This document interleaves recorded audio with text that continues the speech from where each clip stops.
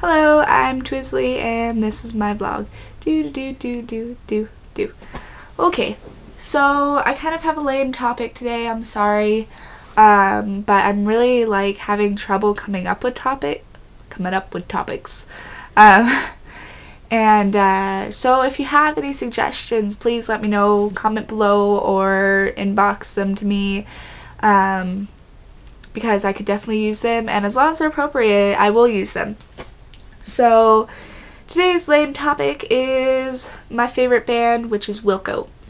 And if you haven't heard of this band, you should just stop watching my video right now and go check them out, because they're awesome. And you've wasted way too much time living your life without them. So I'm going to tell you about, whoa, throwing the albums everywhere, about my 3 favorite albums by Wilco. Wilco AM, Sky Blue Sky, and then the volume 1 of this one, which is Mermaid Avenue. And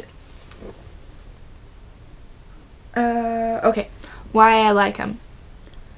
Well, AM is definitely the album I grew up on. Out of all albums in my life, this is the one I can remember being played more than anything, which I am totally okay with.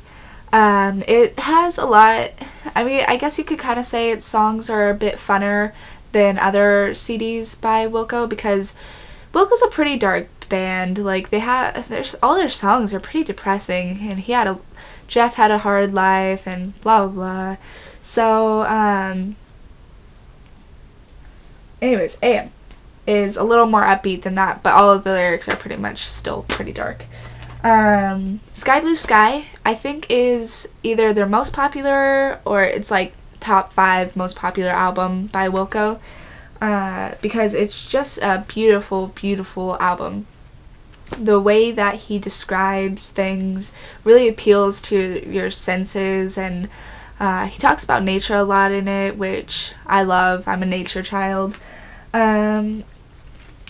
Impossible Germany, I believe, is even number 4 most played Wilco song, or most listened to Wilco song, which is my favorite on this album. Well, one of my favorites. It's kind of hard to choose a certain song, but it's a great song, and something that Wilco does a lot with their songs, which all great songwriters really know how to do well, is not say the whole meaning of a song in their song. They do it more through the feel, through the notes, through just the passion they have behind what they're saying. A lot of young songwriters don't really realize that.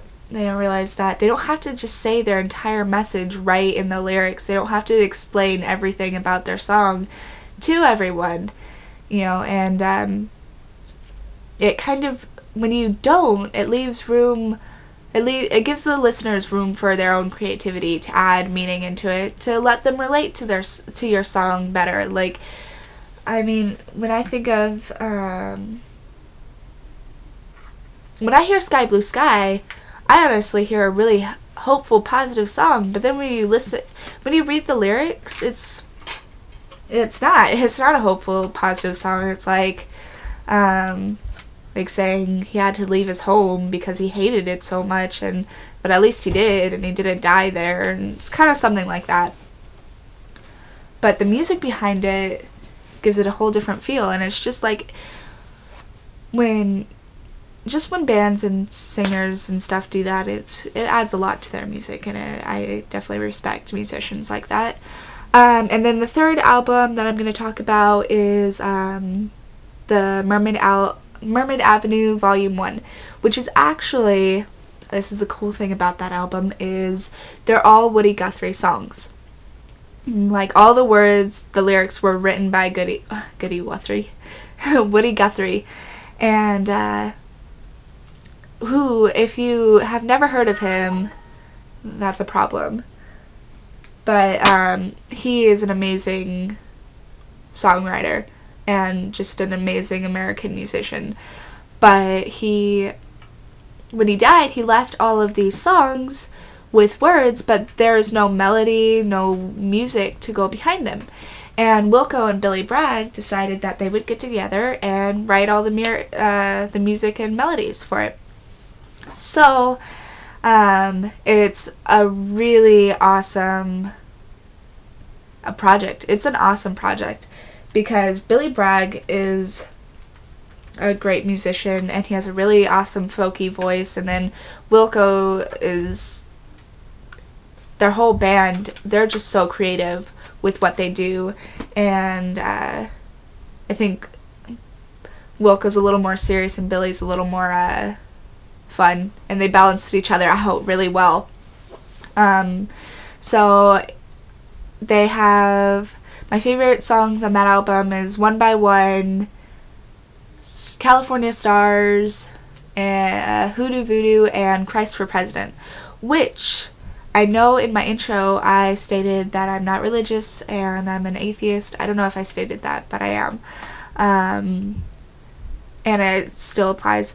But Christ for President I don't see as a Christian or a religious song. It's very, the message kind of goes more to like, why are we voting for these people we don't know that are all corrupt, that you don't have a relationship with at all. You don't have a relationship with the presidents. You know, 95% of the population of America won't even ever meet the president. Maybe they'll see him, but they won't ever even shake his hand. You know, and that seems like we're letting this guy like run our country, though he's not really running it. He's just a spokesperson.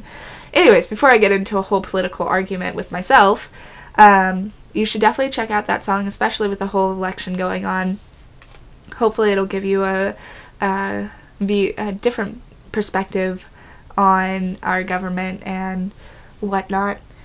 So, that's all I have to say about the albums. As for seeing them live, I've only ever seen them live once, which pains me to say that because I wish I could see them every day, because they were just the most amazing band I've ever seen live. Like, before I went to see them live, yeah, I loved Wilco, of course, and that's what I grew up on, but they certainly weren't my favorite band. A year ago, I wouldn't say that Wilco was my favorite band. I would say, like, Coldplay or somebody like that was my favorite band. After seeing them live, no doubt in my mind, I knew that this was absolutely the best band I've ever heard of. And because they were clean and sharp, like they practiced all the time, or even if they never practiced, it didn't even matter because they had so much talent. Sounded like as crisp as an album, you know, but with the feel of just, I mean, obviously it's not the same. It doesn't feel like you're listening to an album. It's just the whole vibe of the entire place.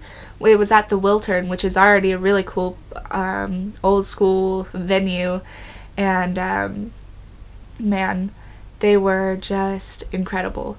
And if you ever get the chance to see them live, even if you don't listen to them a lot, even if you don't listen to them after this video, but if you see that they're playing near you, I would just suggest watching them just for the awesomeness. So, anyways, thanks for listening to my lame topic of the day. And if you like it, go ahead and like. Comment below if you have any comments. And if you like me, go ahead and subscribe. So, yep, thanks guys for watching. And I'll talk to you later.